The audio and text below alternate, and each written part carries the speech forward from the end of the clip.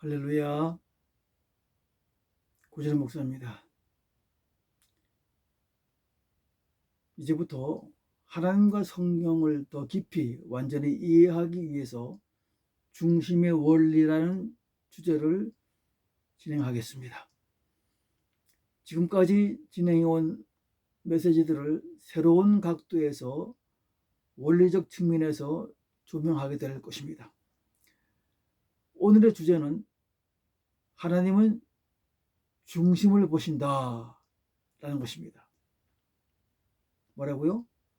하나님은 중심을 보신다 라는 것입니다.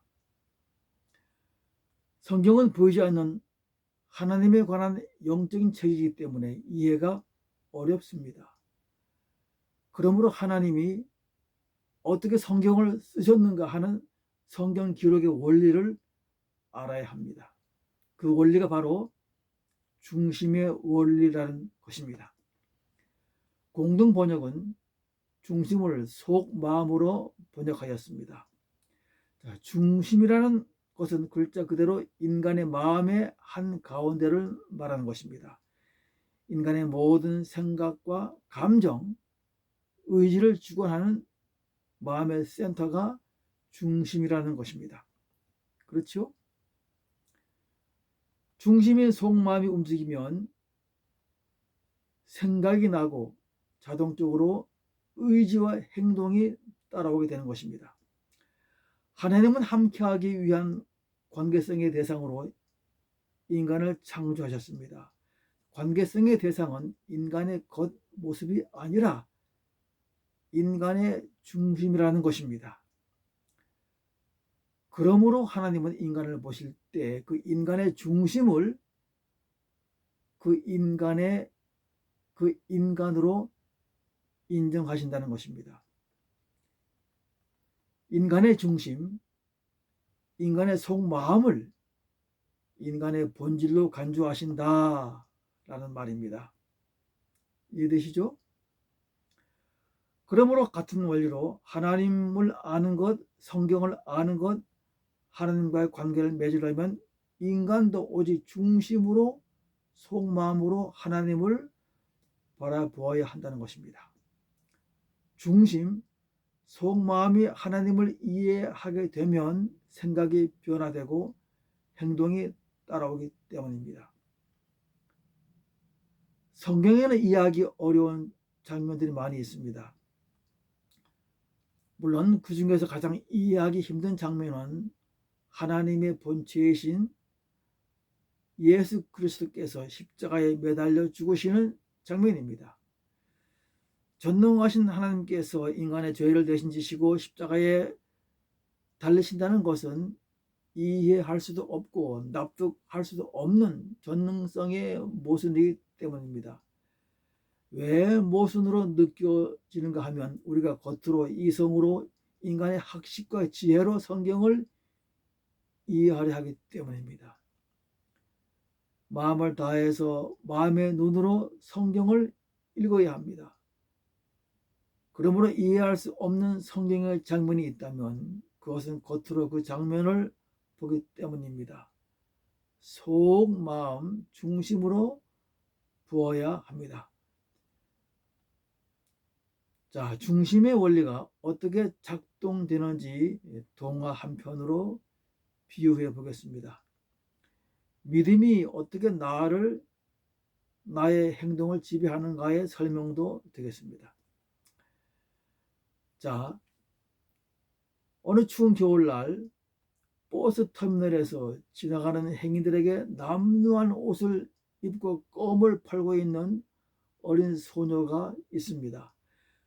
대부분 많은 사람들이 쳐다보지도 않고 지나쳐 갑니다. 물론 지나가면서 껌을 팔고 있는 어린 소녀의 모습을 힐끗 보기는 하지만 처음부터 관심 없이 그냥 지나칩니다. 자, 관심 없다는 말을 유의하십시오. 자, 그 다음 어떤 사람들은 잠시 눈길을 줍니다. 그러나 한 번쯤 뒤돌아보면서 지나칩니다. 어린 것이 고생하는구나 하고 인식을 하고 안쓰러운 생각을 하면서 지나갑니다. 자, 인식을 한다는 것에 유의하십시오.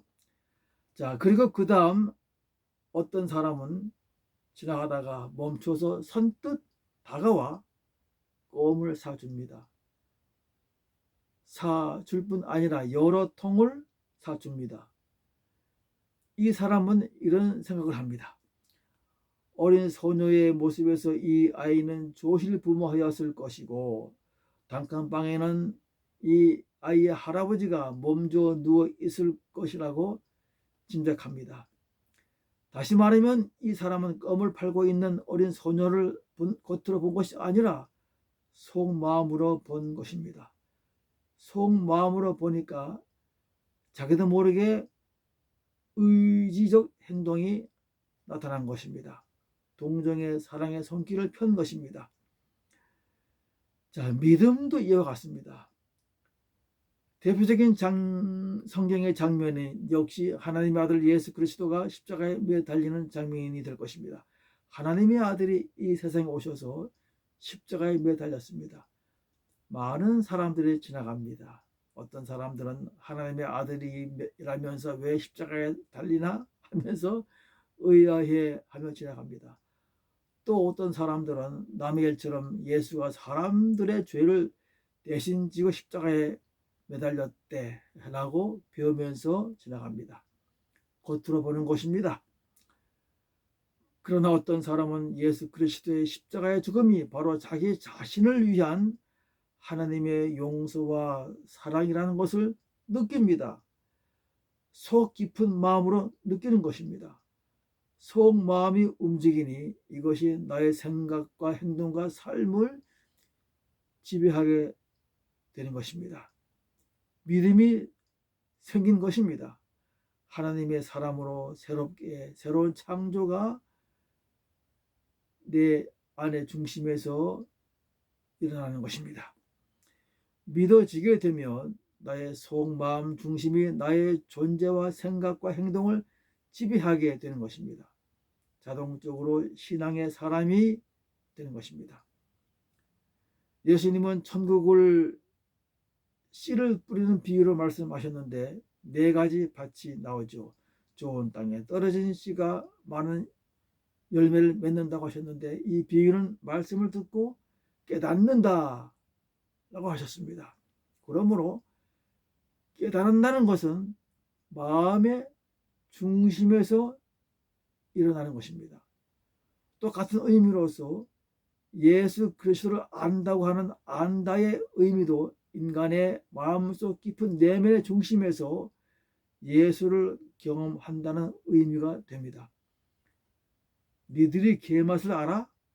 근데 게맛을 아는 유일한 방법은 배워서 아는 것이 아니라 겉으로 보아서 아는 것이 아닙니다. 보고 보면 알게 되는 것입니다. 경험이라는 것입니다.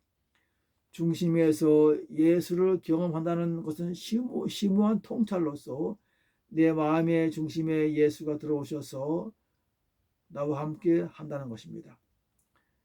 자, 이제 성경의 한 장면으로 오늘의 주제를 확인하고 증언하겠습니다. 구약 성경 사무엘상 16장에서 하나님은 이스라엘의 왕을 세우시려 합니다. 하나님은 이새의 아들들 가운데 한 사람을 왕으로 세우기 위하여 사무엘을 보냅니다. 사무엘이 맏아들 엘리압을 보자 이 사람이구나 라고 생각하였습니다. 체격도 좋고 용모도 잘 생겼기 때문입니다.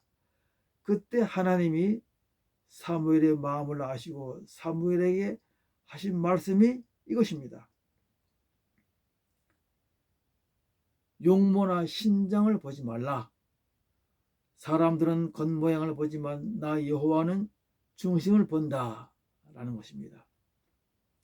공동 번역은 속마음이라고 했습니다. 바로 이 장면입니다. 하나님이 사람을 보실 때 보시는 기준은 그 사람의 겉모습에 있는 것이 아니라 그 사람의 속 마음 중심에 있다는 것입니다.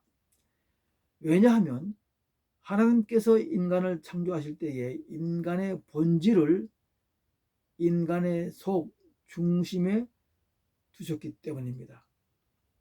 얼핏 짐작해도 진정한 인간은 겉모습이 아니라 내면의 마음에 있을 것 같지요? 사무엘상 16장 7절 인간은 겉모습을 보지만 나 여호와는 중심을 본다.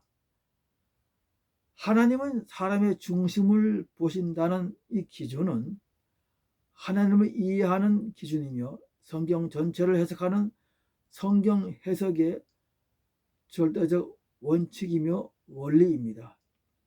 다시 말하면 성경은 사람들에게 하나님을 알리는 계시의 책인데 하나님의 성경을 쓰신 방법은 사람들의 중심을 보고 쓰셨다는 것입니다.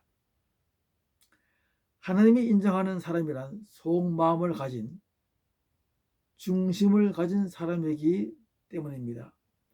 그러므로 우리가 성경을 이해하려면 눈에 보이는 문자로 읽지 말고 문자 뒤에 숨어 있는 하나님의 속마음을 보아야 한다는 것과도 같습니다.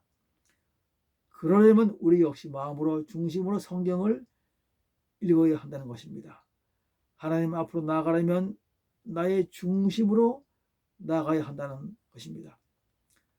사무엘은 당대에 하나님이 쓰시는 위대한 선지자였지만 그 역시 인간이기 때문에 인간의 겉모양을 볼 수밖에 없었던 것입니다.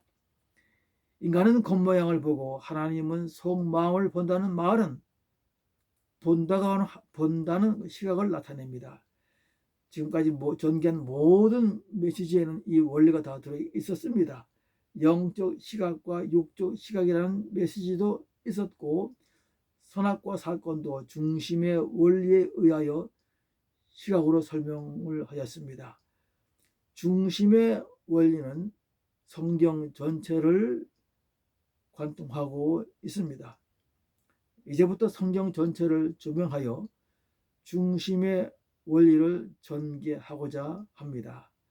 지금까지의 모든 메시지의 또 다른 복습이 되겠지만 또 새로운 각도에서 성경이 열리게 될 것입니다. 그렇게 성경을 열어가겠습니다.